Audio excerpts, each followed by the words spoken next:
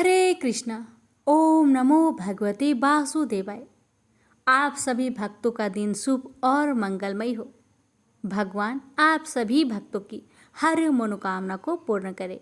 भक्तों, आज का दिन अत्यंत पावन है क्योंकि आज है जेठ मास का 20वां दिव्य दिन और साथ ही है षष्ठी तिथि जो कि माता षष्ठी को समर्पित है। और विशेष बात यह है कि आज रविवार भी है यानी सूर्य देव का दिन। आज का ये शुभ संयोग ज्येष्ठ मास षष्ठी तिथि रविवार तीनों का त्रिवेणी संगम है। ऐसे दिन भक्ति सेवा और पूजन का जो फल मिलता है वो 100 यज्ञों के फल के समान होता है। तो आइए मन वचन और कर्म से हम सब इस दिन को ईश्वर भक्ति दान और सत्कर्म से पावन करें। तो आइए बड़े ही श्रद्धा और प्रसन्नचित मन से सुनते हैं सूर्य नारायण भगवान जी की व्रत कथा और फिर आगे बढ़ेंगे जेठ मास की कथा अध्याय 20 की ओर। आज की हमारी कथा है सूर्य नारायण के व्रत से संतान प्राप्ति की कथा। द्वारपर की बात है। भगवान श्री कृष्ण एक बार अपनी बुआ कुंती के आश्रम काम्य वन में पहुंचे। उस समय पांडव लोग अज्ञातवास कर रहे थे। भगवान कृष्ण ने कहा, बुआ जी, मैं तुम्हें वनवासी भेष में देखकर दुखी हो जाता हूँ। मुझे सदैव इस बात की चिंता लगी रहती है कि पता नहीं कब दुष्ट दुर्योधन का प्रहार तुम्हारे ऊपर हो जाए। अतएव इस विपत्ति से छुटकारा पाने के लिए तुम भगवान सूर्य नारायण की आराधना करो। भगवान सूर्य ही सभी जीवों के नियंता और प्राण हैं। उनके तेज से ही जीवों का उद्धार होता है। भगवान कृष्ण ने बतलाया कि एक बार शंकर जी से पार्वती जी ने कुछ पूछा था, उसे मैं तुमसे बतलाता हूँ। शिव जी ने पार्वती जी से कहा, यदि तुम इस बात की जानकारी प्राप्त करना चाहती हो तो मथुरापुरी में जाओ। वहाँ सूर्य पुत्री यमुना जी की धारा प्रभावित होती है।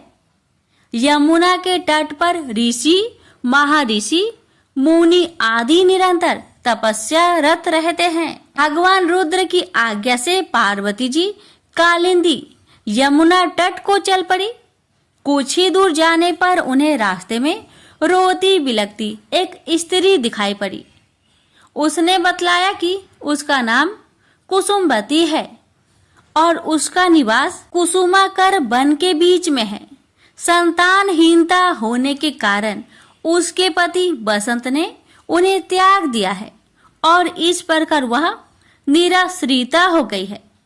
पार्वती जी उस स्त्री को साथ ले आगे चली गई। उन्हें रोती हुई एक दूसरी स्त्री मिली।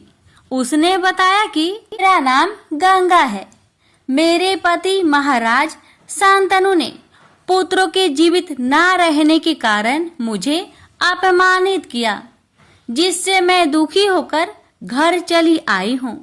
इसी प्रकार थोड़ी दूर जाने पर मधुबन में माधवी नाम की एक स्त्री और मिली, जो पति के वैभव का नाश होने के कारण घर से निकाल दी गई थी।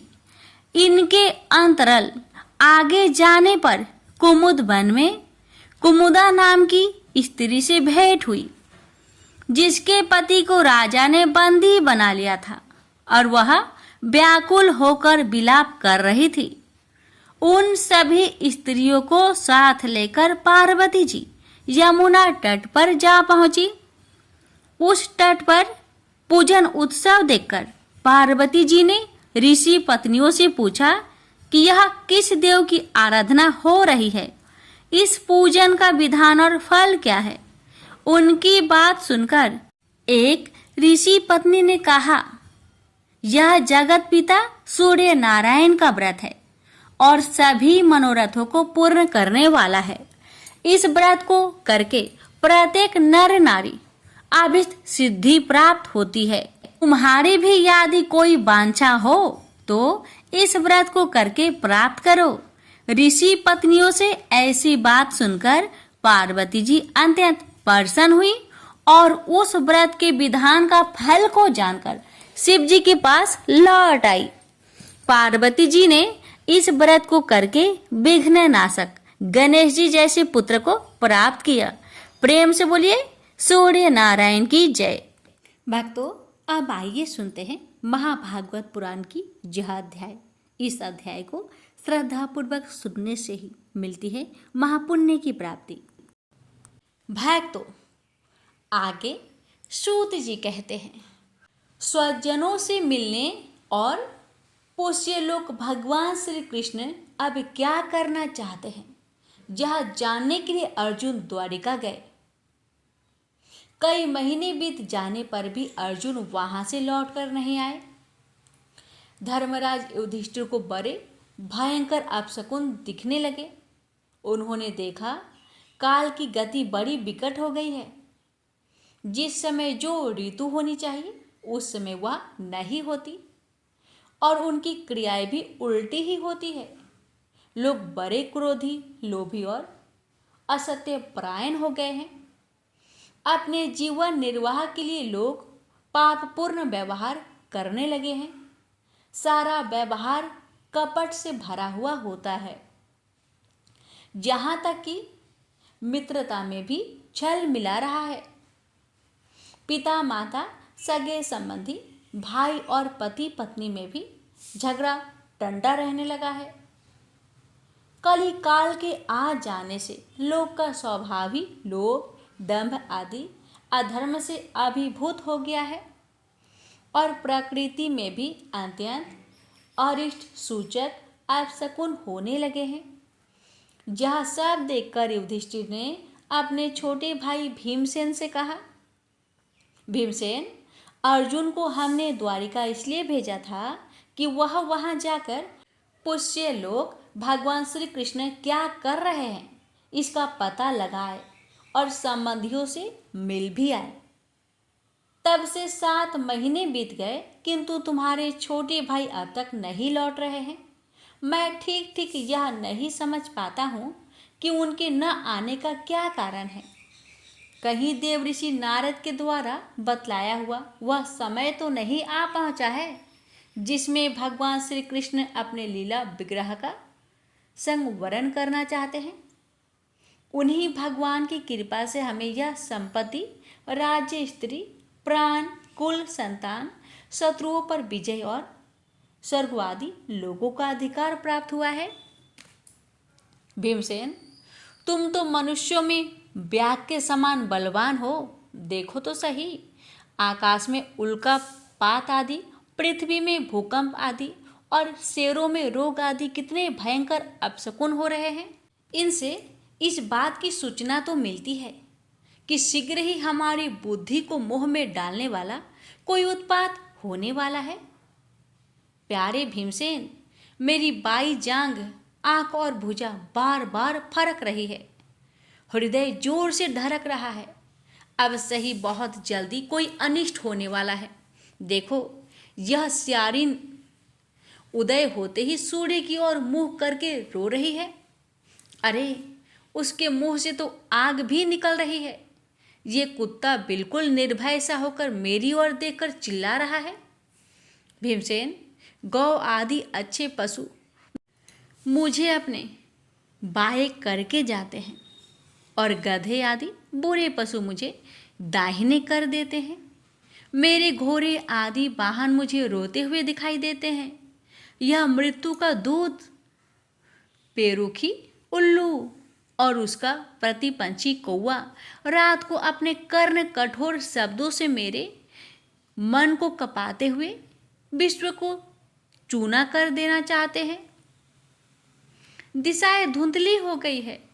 सूर्य और चंद्रमा के चारों ओर बार बार मंडल बैठते हैं। यह पृथ्वी पहाड़ों के साथ कांप उठती है। बादल बड़े जोर जोर से गरजते हैं और जहां तहां बिजली भी गिरती ही रहती है। शरीर को छेदने वाली एवं धूलियों वर्षों से अंधकार फैलाने वाली आंधी चलने लगी है। बादल बड़ा डरावना दृश्य उपस्थित करके सब और खून बरसाते हैं। देखो, सूर्य की प्रभा मंद पड़ गई है। आकाश में ग्रह परस्पर टकराया करते हैं। भूतों की घनी भीड़ में पृथ्वी और अंतरिक्ष में आग सी लगी हुई है। नदी, नद, तालाब और लोगों के मन क्षुब्ध हो रहे हैं। घिसे आग नहीं जलती। यह भयंकर काल न जाने क्या करेगा। बछड़े दूध नहीं पीते, गौ दोहने नहीं देती। गौशाला में गौएं आंसू बहा बहा कर रो रही है। बैल भी उदास हो रहे हैं। देवताओं की मूर्तियां रोज ही रही है। उनमें से पसीना चूने लगता है और वे भी हिलती डोलती भी है। भाई, ये देश, गांव, शहर, बगीचा, खाने और आश्रम हमारे किस दुख की सूचना दे रहे हैं। इन बड़े बड़े उत्पातों को देखकर मैं तो ऐसा समझता हूँ कि निश्चय ही यह भाग्यहीन भूमि भगवान के उन चरण कमलों से, जिनका सौंदर्य तथा जिनके ध्वजा, वज्र, अंकुश आदि विलक्षण चिन्ह और किसी में भी कहीं भी नहीं है, रहित हो गई है। शौनक जी, राजा युधिष्ठिर इस भयंकर उत्पात को देखकर मन ही मन चिंतित हो रहे थे कि द्वारिका से लौटकर अर्जुन आए। युधिष्ठिर ने देखा अर्जुन इतने आतुर हो रहे हैं जितने पहले कभी नहीं देखे गए थे। मुंह लटका हुआ है, कमल सरीखे नेत्र से आंसू बह रहे हैं और शरीर में बिल्कुल कांति नहीं है। उनको इस रूप में अपने चरणों पर पड़ा देखकर युधिष्ठिर घबरा गए। देवऋषि नारद की बातें याद करके उन्होंने सुहृदों के सामने ही अर्जुन से पूछा, भाई, द्वारिकापुरी में हमारे स्वजन संबंधी मधु, भोज, दसाह, आह, सातवत, आंधक और वृषबंशी यादव कुशल से तो है।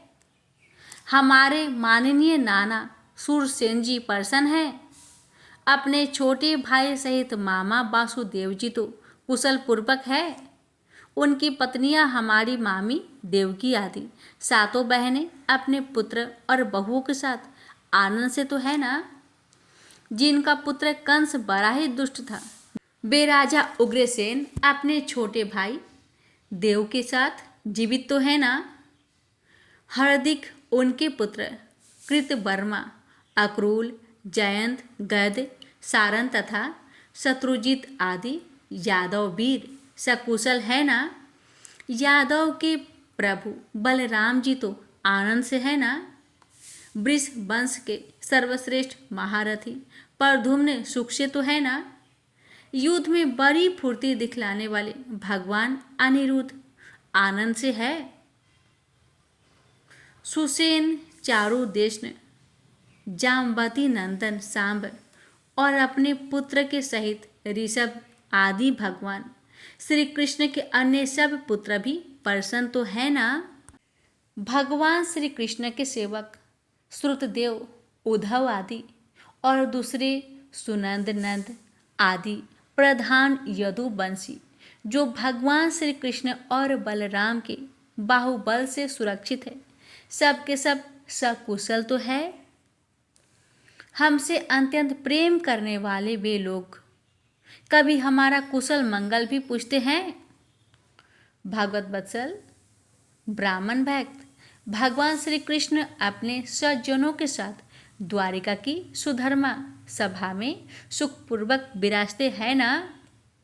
वे आदि पुरुष बलराम जी के साथ संसार के परम मंगल, परम कल्याण और उन्नति के लिए यदु वंश रूप क्षीर सागर में विराजमान है।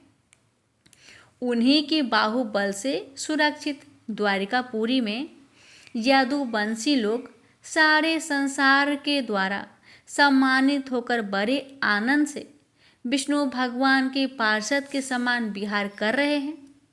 सत्यभामा आदि 16,000 रानियां प्रधान रूप से उनके चरण कमलों की सेवा में ही रत रहकर उनके द्वारा युद्ध में इंद्र आदि देवताओं को भी हराकर इंद्राणी के भोग योग तथा उन्हीं के अभिष्ट परिजात आदि वस्तुओं का उपभोग करती है। यदुवंशी वीर श्री कृष्ण के बाहुदंड के प्रभाव से सुरक्षित रहकर निर्भय रहते हैं और बलपूर्वक लाई हुई बड़े बड़े देवताओं के बैठने योग्य सुधर्मा सभा को अपने चरणों से आक्रांत करते हैं। भाई अर्जुन, ये भी बताओ कि तुम स्वयं तो कुशल से हो ना? मुझे तुम श्रीहीन से देख रहे हो, वहां बहुत दिनों तक रहे। कहीं तुम्हारे सम्मान में तो किसी प्रकार की कमी तो नहीं हुई? किसी ने तुम्हारा अपमान तो नहीं कर दिया?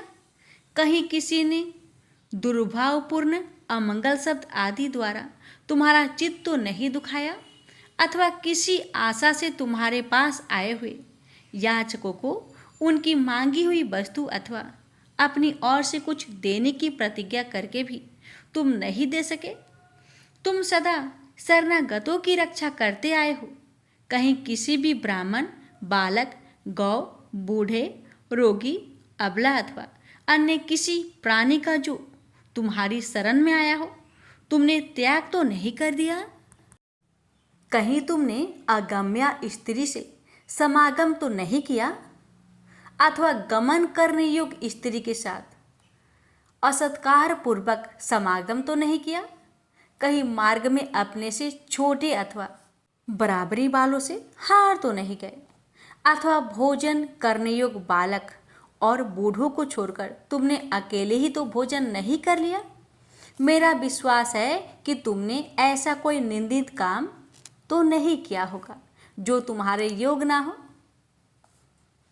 अपने परम प्रियतम अभी हृदय परम सुखद भगवान श्री कृष्ण से तुम रहित हो गए हो। इसी से अपने को शून्य मान रहे हो। इसके सिवा दूसरा कोई कारण तो हो ही नहीं सकता जिससे तुमको इतनी मानसिक पीड़ा हो। प्रेम से बोलिए हरे कृष्णा। भक्तों, आज का यह अध्याय यहीं पर समाप्त हो रही है। इसकी आगे की कथा कल के वीडियो में अवश्य सुनिएगा। अब आइए बढ़ते हैं राम कथा की आगे की अध्याय की ओर। प्रेम से बोलिए सियावर रामचंद्र की जय। अयोध्या में राम राज्य की कथा। महाराज श्री रामचंद्र जब अयोध्या के राज सिंहासन पर विराजमान हुए तो तीनों लोग हर्षित हो गए और उनके सभी रोग शोक जाते रहे। राजमय का अर्थ था कि वहां त्रिताप नहीं व्यापते। त्रिताप अर्थात दैहिक, देविक और भौतिक व्याधियां। राम राज्य स्थापित होने पर जहां समस्त संसार सुखी था, वहीं कुछ ऐसे भी तत्व थे जो दुख से भर उठे थे। राम राज्य में दुख की कल्पना वही करते हैं जिन्हें श्री राम से भय होता है, और भय उन्हें होता है जो राम द्वारा स्थापित आदर्शों और मूल्यों के विरुद्ध आचरण करते हैं। सबसे अधिक दुख तो अविद्या को हुआ, क्योंकि श्री राम ने विद्या का प्रकाश चारों ओर फैला दिया था। पापों में लिप्त रहने वाले भी दुख से भर गए थे, क्योंकि श्री राम के धनुष बाण का स्मरण होते ही पाप करने का साहस छूट जाता है। राम राज्य में डह, मान, मद और मोह को स्थान नहीं मिलता, अतः वे बेघर हो गए थे। जिन्हें सुख हुआ उनकी गिनती तो कौन कर सकता है। राम राज्य में वर्णाश्रम की भांति भांति पालन होने लगा। पूर्ववासी अपने कर्तव्य में रत रहने लगे। जिसका जो काम है वह उसी ही करने लगा। अपने अपने धर्म और कर्तव्यों का निर्वाह करते हुए सभी अपने महाराज श्री रामचंद्र का गुणगान करने लगे। श्री राम अयोध्या के ही राजा नहीं थे, उन्हें समस्त भूमंडल का राज्य सहज ही प्राप्त था। मित्र तो मित्र, शत्रु भी अब कौशलाधीश के अनुसार अपने राज्य का संचालन करने लगे थे। 6 मास का समय कैसे व्यतीत हो गया, किसी को पता ही ना चला। नित्य उत्सवों की इसी नगरी में दुखों को प्रवेश नहीं मिलता। विभीषण के लिए वह अनुभव का समय था। आदर्शों और मूल्यों का आचरण प्रजा तब करती है जब राजा में उसके गुण विद्यमान होते हैं। राम में राजा के ही नहीं, मनुष्य के भी बेसब गुण विद्यमान थे। विधाता जीव को देह प्रदत्त करते समय जिनकी अपेक्षा रखता है, श्री राम लोक व्यवहार को संतुष्ट करने में मानव जीवन का आदर्श मानते थे। समाज एक ऐसी व्यवस्था है जहां मत भिन्नता की स्थिति होती है। समाज बड़ी जटिल व्यवस्था है जहां सभी अपनी बुद्धि से चलते हैं। सबको संतुष्ट करना केवल प्रभु के हाथों में है। बहुत समय व्यतीत हो गया था। स्वर्ग का सुख भी क्या होगा जो अयोध्या में मिल रहा था। बहुत से देवतागण इंद्र के बुलाने पर भी कार्य पर नहीं लौट रहे थे। इंद्र की सभा सूनी पड़ी रहती थी और वह मृत्यु लोक के देवताओं को कुछ कठोर संदेश भी देना चाहते थे, परंतु देव ऋषि बार बार चेतावनी दे देते थे। देवराज, अपनी इच्छा हृदय में दबाओ। प्रभु ने वह क्या किया जो आपने चाहा था। श्री राम से विमुख होने का परिणाम इंद्र जानता था। उसने स्वयं भी ब्राह्मण का वेश धारण किया और श्री राम की पावन लीला देखने के लिए अयोध्या में आ गया। यही राम राज्य है जहां देवता भी मनुज रूप धारण करके श्री राम की लीला देखने को व्याकुल होते हैं। विभीषण को अब राम स्नेह के अलावा कुछ नहीं सूझता था। वे भूल गए थे कि वे लंका के राजा हैं और राजा के बिना प्रजा उदास होती है। श्री राम ने मित्र को उनके दायित्व का बोध कराया। हे लंकापति, दायित्व का निर्वाह तो चींटी भी करती है, क्योंकि यह जीवन का आदर्श है। स्वगति मुझे स्वीकार नहीं। मैं पलायन का समर्थन नहीं करता। उचित यही होगा कि मित्रता बनी रहे और आप और हम प्रजा पालन अपने दायित्व का निर्वाह भली भांति करें। विभीषण पुलकित हो गए। उन्हें विदा करने राम के आदेश पर शत्रुघ्न गए। अब सुग्रीव की बारी आई। सुग्रीव विकल हो उठे। कुछ दिन बाद प्रभु उन्हें भी कोई उपदेश देंगे और उन्हें वह आदेश की भांति मानना होगा। यही हुआ जब प्रभु ने सुग्रीव को राजनीति का सुंदर उपदेश दिया। राजा को भी अवकाश नहीं होता।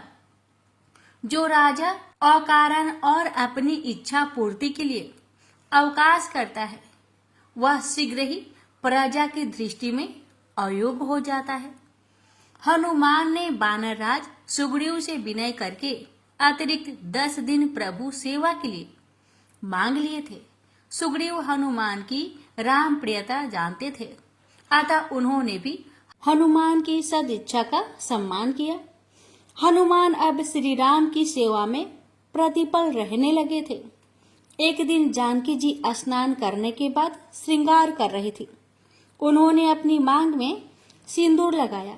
हनुमान ने उत्सुकता से सिंदूर का महत्व पूछा तो सीता जी ने बताया कि अपने स्वामी की दीर्घायु के लिए सिंदूर लगाया जाता है।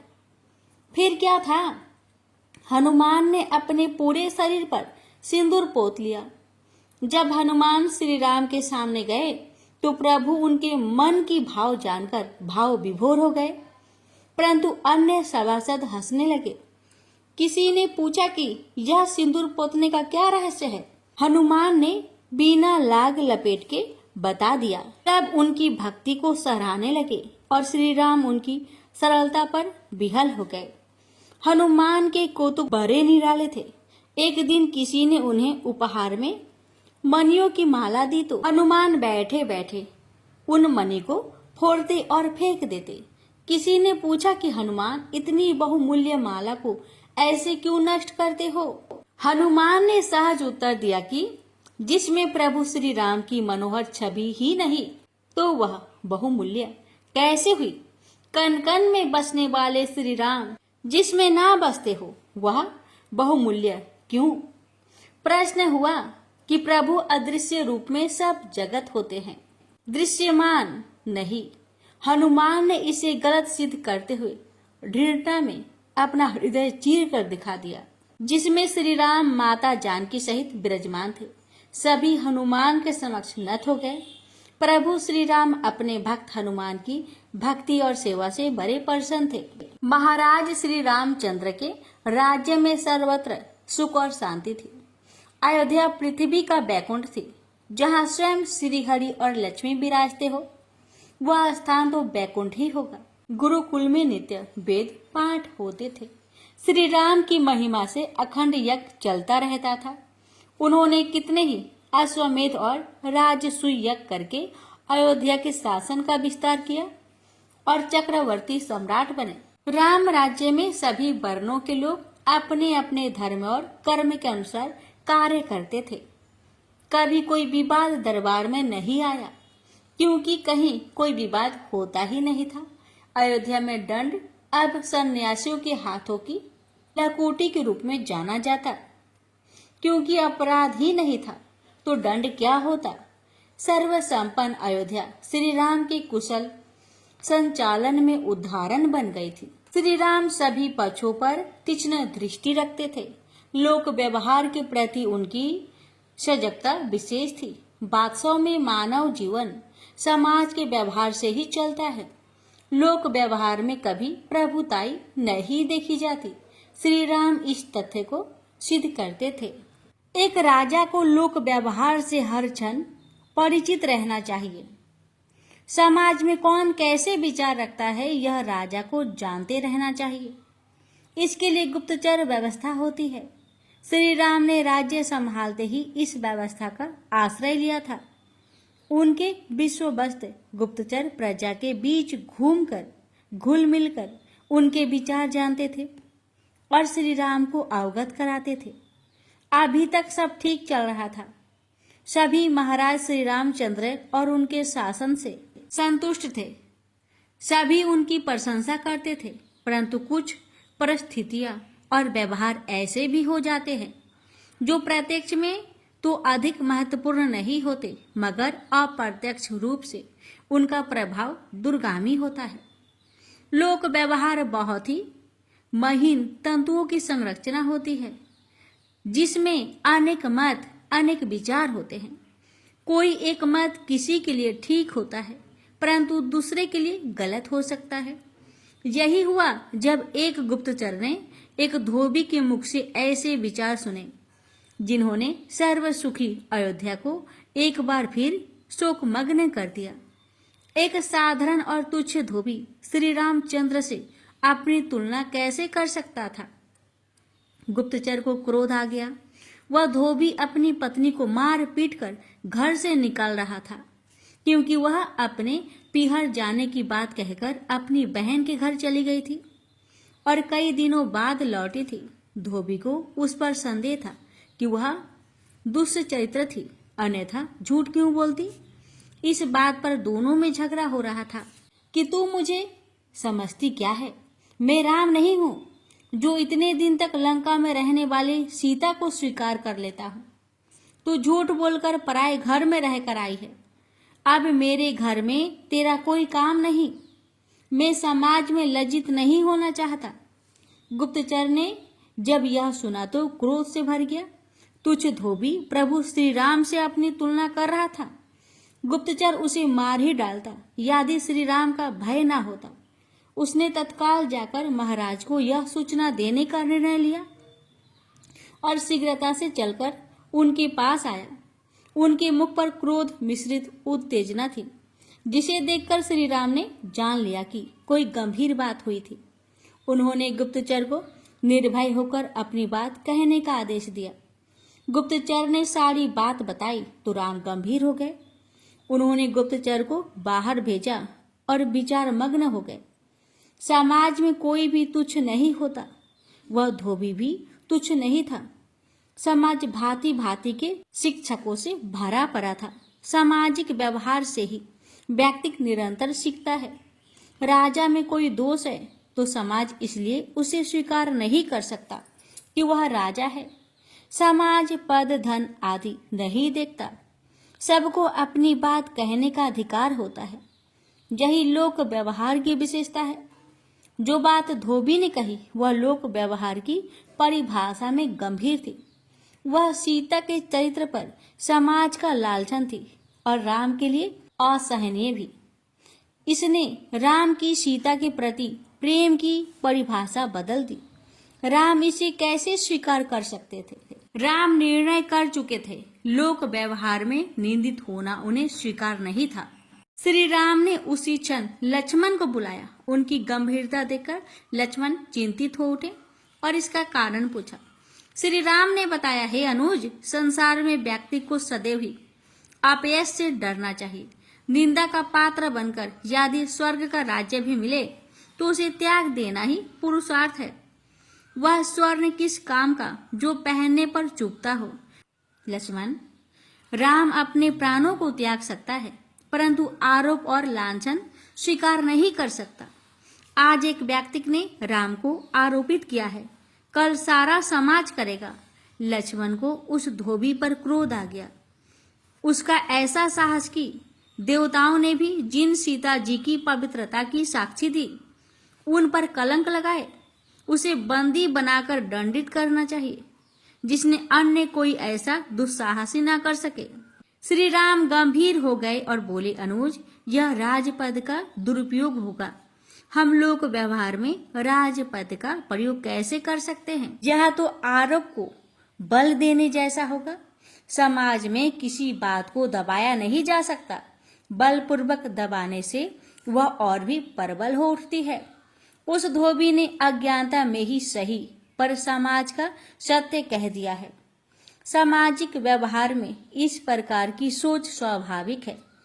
कोई भय के कारण नहीं कह पाता और कोई सामने नहीं कह पाता, परंतु सोच है तो विचरण तो करती होगी।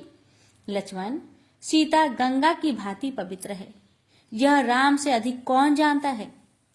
परंतु समाज में संदेह है तो है, राम किस किस को सफाई देगा। उस धोबी ने अपनी पत्नी से एक तार्किक बात कही है, जो विस्तार पाएगी तो समाज में उसे आंतरिक समर्थन आवश्यक मिलेगा। सामने कोई ना कहेगा, ये तो हमारे राजा होने का भय हुआ। फिर यह कैसा राम राज्य जहाँ प्रजा भयहीन नहीं। लक्ष्मण निरुत्तर हो गए। श्री राम ने लोक व्यवहार का ही सही विश्लेषण किया था। समाज में उठती आवाजों को बलपूर्वक नहीं दबाया जा सकता। श्री राम एक आदर्श है, वे ऐसा कोई कार्य नहीं कर सकते जो समाज में उन्हें निंदित करे। लक्ष्मण ने सहमति में सिर हिला दिया। लक्ष्मण उनकी मानसिक पीड़ा समझ रहे थे। समाज में अपयश का घाव बड़ा पीड़ादायक होता है। अब श्री राम ही कोई मार्ग सुझाएंगे। लक्ष्मण उनके आदेश की प्रतीक्षा कर रहे थे। गहन सन्नाटा छाया हुआ था। जाने श्री राम क्या कहने वाले हैं, इस समस्या का क्या समाधान होगा। श्री राम तो समस्या के मूल को ही समाप्त कर देंगे और इस प्रकार कह देंगे कि सारा संसार उसे आदर्श समाधान कहेगा। हे अनुज, मैं सीता का परित्याग करता हूँ। सारा ब्रह्मांड ही जैसे लक्ष्मण के सिर पर आ गिरा हो। जानकी जी का परित्याग। लक्ष्मण के नेत्र भय से फैल गए। प्रभु के शब्द उन्हें दहकते अंगार की भांति लग रहे थे। शब्द कठोर थे, परंतु लहजा नरम व गंभीर था। लक्ष्मण 2 कदम पीछे हट गए। उनके दोनों हाथ अपने सीने पर रखे हुए थे। आंखों में अविश्वास था। प्रभु श्री राम इतना कठोर निर्णय नहीं ले सकते। वे अवश्य कोई लीला कर रहे थे। विचार मग्न लक्ष्मण गंभीरता से बोले, एक व्यक्ति के अपराध का दंड किसी दूसरे व्यक्ति को नहीं दिया जा सकता। अपराध तो उस धोबी का ही था जो नीच और अज्ञानी था, जिसने देवताओं की साक्षी होने को भी स्वीकार नहीं किया। उसकी निम्न बुद्धि जनक नंदिनी के विषय में क्या जान सकती है? क्या उन्होंने आपके समक्ष अग्नि परीक्षा देकर अपनी पवित्रता का प्रमाण नहीं दिया था? क्या अग्निदेव वह ब्रह्मा जी ने उनकी साक्षी नहीं दी थी? आप एक धोबी की बात को देवताओं के साक्ष्य से भी बड़े मानते हैं। हे सर्वेश्वर, आप किसी एक व्यक्ति के दोष का दंड किसी अन्य को कैसे दे सकते हैं?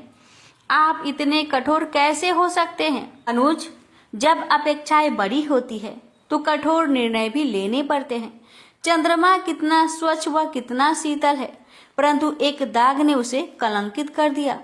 राम का जीवन आदर्श रहा है और उसमें तनिक सा दाग भी स्वीकार नहीं।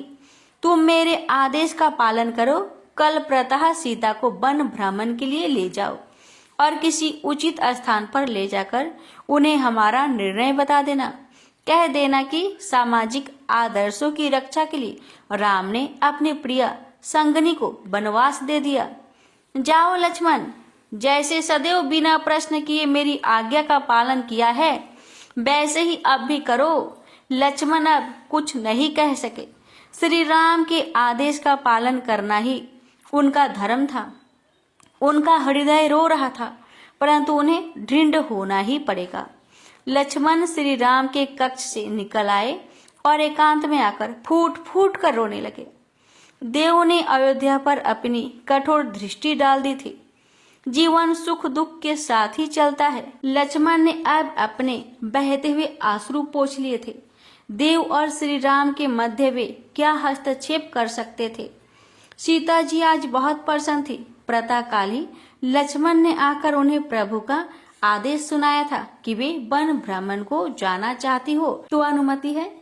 सीता जी का मन प्रसन्नता से खिल उठा था। वन भ्रमण की इच्छा बहुत दिनों से हो रही थी। आज प्रभु ने अनुमति दे ही दी। आज वे लक्ष्मण के साथ प्रकृति के सुंदर दृश्यों को देखेगी और मुनिजनों के दर्शन लाभ भी होंगे। सीता जी तैयार करने लग गई थी। उनके मन में कितना चाव था। अब वे अयोध्या की महारानी थी। नो सास बहुत समय पहले ही वनप्रस्थ मार्ग पर चली गई थी। सीता ही राजमहल की कर्ता धर्ता थी। अब उनके गर्भ में अयोध्या का उत्तराधिकारी पड़ रहा था। बहुत समय से उनका मन वन भ्रमण की इच्छा थी, परंतु समय न मिल पाता था। आज प्रभु ने कृपा कर ही दी थी। लक्ष्मण बड़ा कठोर हृदय करके रथ सजा रहे थे। प्रभु ने यह कैसी परीक्षा ली है? वे अपना हृदय इतना कठोर कैसे कर सकेंगे कि माता जानकी को जंगल में ले जाकर छोड़ दे? उनका हृदय फट नहीं जाएगा? वे किन शब्दों में उन्हें प्रभु का निर्णय सुना पाएंगे? परंतु कहना ही होगा। प्रभु के आदेश का पालन करना ही होगा। कठोरता धारण करनी ही होगी। लक्ष्मण ने रथ तैयार कर दिया और प्रभु श्री राम से आज्ञा लेने पहुंचे। श्री राम दरबार में सहज बैठे थे, जैसे कुछ हुआ ही नहीं था। परंतु लक्ष्मण जानते थे कि उनकी सहजता में कितना दंध है। यह श्री राम ही हैं जो ऐसे दंध में भी साहस रख सकते हैं। लक्ष्मण ने उन्हें प्रणाम करके वन भ्रमण की आज्ञा मांगी तो प्रभु ने आज्ञा दे दी। लक्ष्मण रथ पर आ गए। उन्हें सीता जी की प्रतीक्षा थी। वे अपने हृदय में धैर्य धारण कर रहे थे। देव भी बिना प्रभु की प्रेरणा के कुछ नहीं कर सकता। अवश्य प्रभु ने कुछ लीला करने का निर्णय लिया होगा। लक्ष्मण को तो आदेश का पालन करने की भूमिका निभानी थी। सीता जी आ गई थी। वे बड़ी ही प्रसन्न थी। लक्ष्मण का हृदय रोने को हुआ, परंतु उन्होंने स्वयं को संभाल लिया। हे नाथ, सहाय होना। सीता जी रथ में बैठ गई थी और दासियों को राजमहल संबंधी निर्देश अभी भी दे रही थी। यह ना भूल जाना, वह जरूर करना। वहां दीपक जलाना आदि आदि। फिर अच्छी तरह सबको समझाकर उन्होंने लक्ष्मण को रथ हाँकने को कहा। लक्ष्मण ने रथ को राजपथ पर डाल दिया था। सीता जी प्रजावासियों को स्नेह से देख रही थी। वे मार्ग में मोती मणिका लुटा रही थी। रथ में बहुत सा द्रव लेकर आई। प्रजा को जानकी की उदारता का पता था, तभी तो सुबह से ही राजपथ पर खड़े थे। जानकी जी जब जब राजमहल से बाहर आती थी तो अपनी प्रजा को यथेष्ट दान देती थी। रथ के पीछे बिखर रहे मोती मणिक स्वर्ण सिक्के लोग उठा रहे थे। लक्ष्मण ऐसी पुण्यशीला साक्षात श्री को बनखंड में अकेली छोड़ाएंगे? क्या गुजरेगी उनके हृदय पर? नगर पीछे छूट गया और वन क्षेत्र आ गया था। सीता जी प्रकृति के मनोरम दृश्यों में खो रही थी और बच्चों की भांति निश्चिलता से प्रसन्नता को व्यक्त कर रही थी। भैया लक्ष्मण, वह देखो, नृत्य करता मयूर कितना मोहक लग रहा है, वन की कैसी शोभा बढ़ा रहा है। धन्य है वे वनवासी जिन्हें जीवन भर प्रकृति की गोद में जीवन व्यतीत करने का अवसर मिलता है। हमारा वन प्रवास भी कितना यादगार रहा था ना लखन? कुछ कड़वे अनुभवों को छोड़ दिए जाए तो आनंद भरा समय था। मेरी तो विधाता से यही प्रार्थना है कि यदि अगला जन्म भी मानव का दिया तो वन कन्या का ही दे। वन्य जीवन का आनंद ही अलौकिक है। हे लखन, अरे तुम तो ऐसे मौन हो जैसे आज मौन व्रत धारण लिया हो। तब से अब तक मैं ही बोलती जा रही हूँ, तुम तो कुछ बोलते ही नहीं।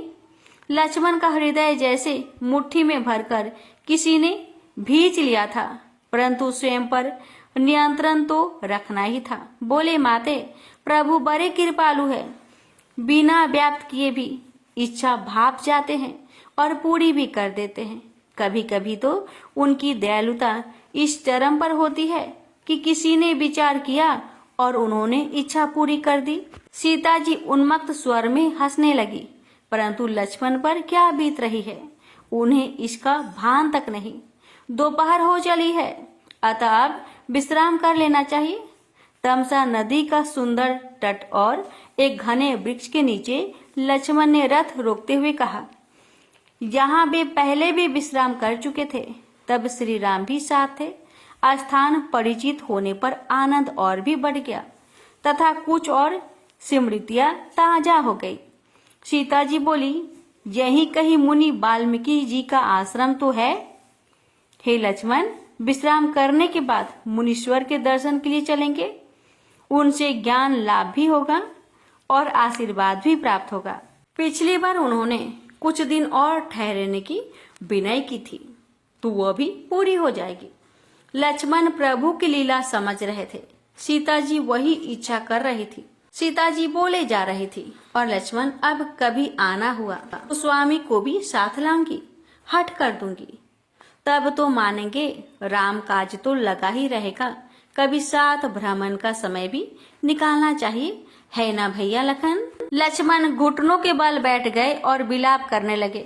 उनके धैर्य का बांध टूट गया। सीता जी अस्तबद्ध रह गई। यह लक्ष्मण को क्या हुआ? हे लखन, हे भैया, अचानक तुम्हें क्या हुआ है? इतने विकल कैसे हो गए वत्स? मेरा हृदय बैठा जा रहा है।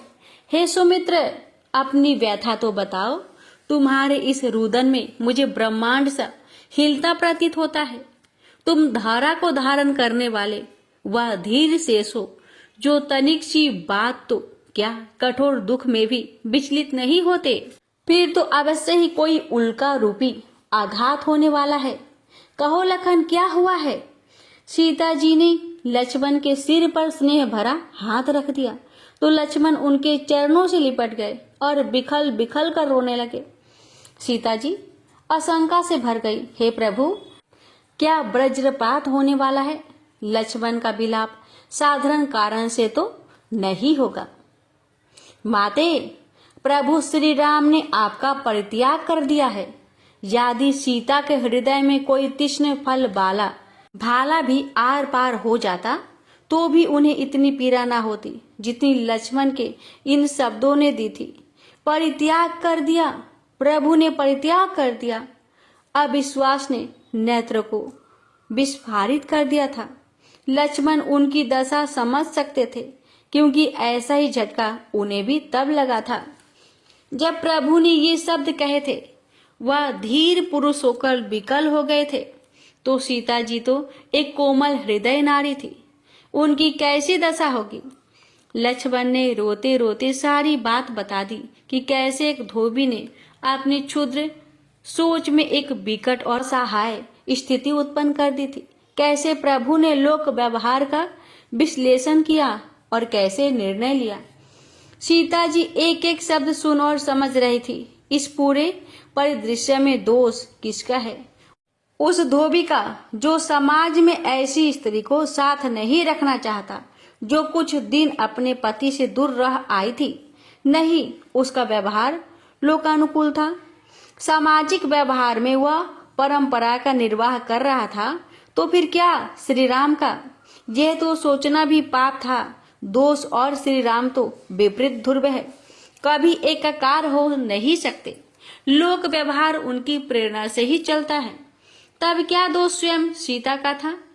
उस सीता का जिसने देवताओं के समक्ष अग्नि परीक्षा देकर अपनी पवित्रता का प्रमाण दिया था और देवता इसके साक्षी बने थे। नहीं, यह सब भाभी का कौतुक है, जो क्षण भर में राजा से रंक और राजरानी से बनवासनी बना देता है। हे विधाता, तू भी कैसे खेल दिखाता है, और तू भी क्या करे, तुझे भी तो वही श्री हरि प्रेरित करते हैं। सीता का हृदय ढृंढ हो रहा था। उन्होंने लक्ष्मण के सिर पर हाथ रखा, बोली, भैया लक्ष्मण, तुम क्यों व्यथित हो रहे हो? इसमें तुम्हारा क्या दोष है? तुम तो आज्ञा पालन करने वाले सेवक मात्र हो। तुम क्या इस संसार में ऐसा कौन है जो मेरे स्वामी महाराज श्री राम की आज्ञा को टाल सके? उन्होंने लोक व्यवहार के लिए मेरा परित्याग कर दिया, यह उनकी विवशता होगी, परंतु मेरा भी कोई पूर्व जन्म का दोष अवश्य होगा। हे लक्ष्मण, मेरा प्रश्न यह है कि मेरे उस अनजन्मे बच्चे का क्या दोष है, जिसके पिता ने उसे उसके जन्म से पूर्व ही परित्याग दिया। लक्ष्मण क्या कहे, केवल विलाप करना था, क्योंकि सीता के प्रश्न का उत्तर उनके पास था ही नहीं। यह सीता के लिए अत्यंत कठिन परिस्थिति थी। वनखंड में गर्भावस्था में रहना कैसे संभव होगा? सीता के भाग्य में प्राय दुखी लिखे थे। जब भी वे सुख के मार्ग पर थोड़ी दूर चलती थी, संकट आ जाते थे। समय की गति ऐसी ही निष्ठुरता होती है। समय को इसलिए सबसे बलवान कहा गया है। यह तपस्वी योगियों की भी परीक्षा लेता है। स्वयं श्री हरि ने समय चक्र में फंसकर मनुष्य रूप में भौतिक संताप सहे हैं। सीता को श्री राम के निर्णय से कोई विरोध नहीं, क्योंकि उन्हें तो मानवीय मूल्यों, आदर्शों और लोक व्यवहार को सुदृढ़ करना था। राम अनुकरणीय है, उनका चरित्र अनुकरणीय है। अनंत काल तक जीव जगत उनके नाम मात्र के सुमिरन से भव सागर से पार हो जाएगा। परंतु सीता अपने मातृत्व को कैसे संतुष्ट करे? गर्भ में पल रहे रघुवंश के अधिकारी को वन खंडों में जन्म लेना होगा, और क्या पता विपरीत परिस्थितियों में वह जन्म ले भी या ना ले सके। सीता का मन अब दुख से भर उठा। स्त्री होने का ही यह दंड है कि दोष को अथवा ना हो। पुरुष प्रधान समाज में उसकी स्थिति दयनीय ही रहेगी। यह उसकी नियति है। सीता विलाप करने लगी। उनके अंदर की स्त्री और भाभी माता का यह दुख स्वाभाविक ही था। हे स्वामी, यह कैसा निष्ठुर लोक व्यवहार है, जो एक तुच्छ धोबी के कहने को प्राथमिकता देता है और देवताओं की साक्षी पर संदेह करता है। यह कैसा भय देने वाला समाज है, परंतु अपने अनजन्मे बच्चे के प्रति उसका कर्तव्य बोध शून्य हो जाता है। इस लोक व्यवहार में यदि आज इतनी कठोरता है, तो कलयुग में यह और भयावह हो जाएगा। लक्ष्मण मौन और निस्सहाय से होकर सीता जी का करुण रुदन और उनकी मर्मघाती बातें सुन रहे थे। सीता जी पुनः बोली, तुम जाओ लक्ष्मण, तुमने अपने कर्तव्य का पालन कर लिया है। सीता के भाग्य में जो लिखा है वह तो सीता ही भोगेगी। स्वामी से कहना कि सीता को उनके द्वारा परित्याग करने का यह उपहार बहुत अच्छा लगा। वन भ्रमण जाने की इच्छा को उन्होंने इतनी सुंदरता प्रदान कर दी है कि सीता धन्य हो गई। अब कौशलेश कभी सीता का मुख न देख सकेगा। लक्ष्मण का मन किया कि वही शीला पर मस्तक टकराकर अपघात कर ले। कैसी दारुण स्थिति थी। कर्तव्य परायणता सहज नहीं होती। इसमें ऐसे ऐसे मोड़ आते हैं कि हृदय कांप उठता है। सीता जी रोए जा रही थी और उनके स्त्री मन से शब्द रूपी ऐसा बाण निकल रहे थे जो पुरुष प्रधान समाज के औचित्य पर प्रश्न चिन्ह लगाते थे। स्त्री की समाज व्यवस्था में क्या गति है, यह सीता जी के शब्द में निहित थी। वे अपने लिए विचलित नहीं थी, विचलित थी संपूर्ण नारी समाज के लिए। अपना भूत, भविष्य और वर्तमान तो वे जानती थी, क्योंकि वे प्रभु श्री हरि की लीला की नायिका थी। मानव समाज में स्त्रियों की भोग्य स्थिति पर अपना आक्रोश व्यक्त करके उन्हें पुरुष समाज को कुछ संदेश देना था, और उसके साक्षी लक्ष्मण होंगे। साक्षी ही नहीं बल्कि प्रचारक भी होंगे। पक्षधर ना भी हो सके तो भी उनकी बात को समाज के सामने तो रखेंगे ही। सीता का यही धैर्य था। स्त्री के करुण पक्ष को सामने लाना, यही राम की लीला का उद्देश्य था और यही सीता के विलाप का सार था। सीता रोए जा रही थी और लक्ष्मण को वहां क्षण भर भी रुकना कठिन लग रहा था। अतः वे सीता जी के चरण स्पर्श करके स्वयं को दृढ़ करते हुए रथ की ओर बढ़ चले। लक्ष्मण चले गए। सीता उस वन खंड में अकेली बैठी रो रही थी। उनके विलाप से प्रकृति भी करुण हो चली थी। वृक्षों पर बैठी पंछी चहचहाना भूल गए थे। वायु में शीतलता के स्थान पर उष्णता आ गई थी, जैसे पवन देव थम जाना चाहते थे। वातावरण में ऐसी व्याकुलता छाने लगी थी कि वनवासी उस अकस्मित परिवर्तन पर संचय में पड़ गए। इस बदलते वातावरण से तमसा के तट पर ध्यान मग्न महर्षि वाल्मीकि का ध्यान भंग हो गया। शांत तमसा की धरा बेगवान हो गई, जैसे सब कुछ बहा ले जाना चाहती हो। उसका जल स्तर बढ़ गया था। महर्षि सोच रहे थे कि यह अकारण नहीं हो सकता।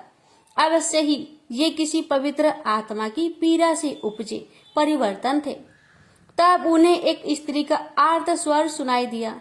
अवश्य उसी करुण विलाप से प्रकृति श्रीहीन हो गई थी और यह कोई साधारण स्त्री का विलाप नहीं हो सकता। वाल्मीकि जी वहां से उस दिशा में चल दिए जिधर से विलाप का स्वर आ रहा था।